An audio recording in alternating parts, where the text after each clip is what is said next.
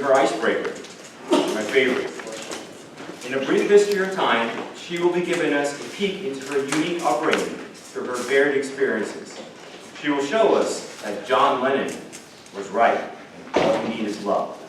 Please join me in welcoming and getting to know Toastmaster April Esler.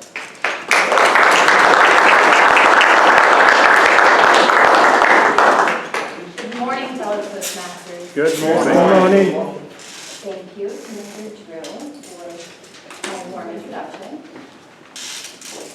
I am too much for some people, too loud, too outspoken. I can talk too much when I'm nervous or just all together. I speak my mind too much and most often leave my filter behind. To some, I am just a mom. Others, I'm that crazy scout mom doing cartwheels at PAC meetings. Some would say I work too much or not hardly enough. I can come off as a hot mess express or extremely organized. There is no in between. I am an extroverted introvert. I will always be too much for some and just enough for others. Don't get me wrong. I love myself. I love my past, my present, and my future. Now let's get into me growing up. I had two insanely loving parents who made me their world. I grew up in rural Texas and moved to the not-so-rural Central Florida. Moved a few times and found our spot in Seminole County. This was a very pivotal time in my life. For the first time, we lived in an apartment. My parents made lots of friends, which became my secondary parents. Now, having multiple sets of parents meant I couldn't get away with anything.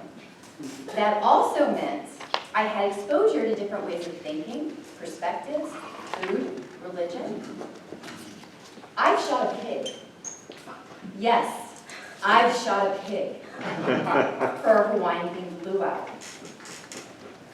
I've had tea time with crumpets, and I've also had tea time on the greens. I've been to churches where they speak in tongues and churches where they did not speak. I loved my family. So my fathers took us all out to Wet n Wild. Well, they only planned for one meal, just a few snacks. Picture 10 kids running around a water park. We were starving. Of course, my dad signed us up for a hot dog eating contest. One of the older kids even won that contest.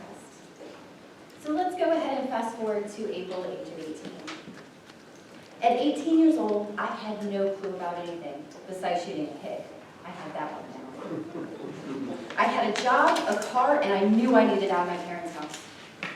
With my boyfriend, one of those neighborhood kids growing up, we decided to get an apartment together. While apartment hunting, the property manager showed us a one-bedroom apartment, which I loved and leased on site.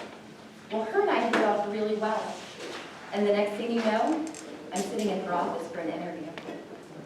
I was offered a job with my own office and reduced rent.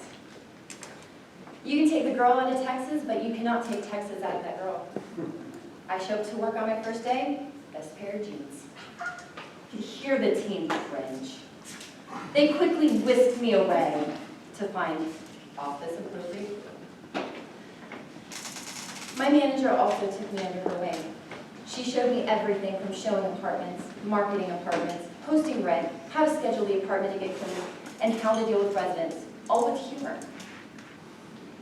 I learned so much with this company and this crew. Years later, I did change companies. I stayed at that same property, now a 2-bedroom, and I went to a giant company where I really shined. While living at that property I lost my dad.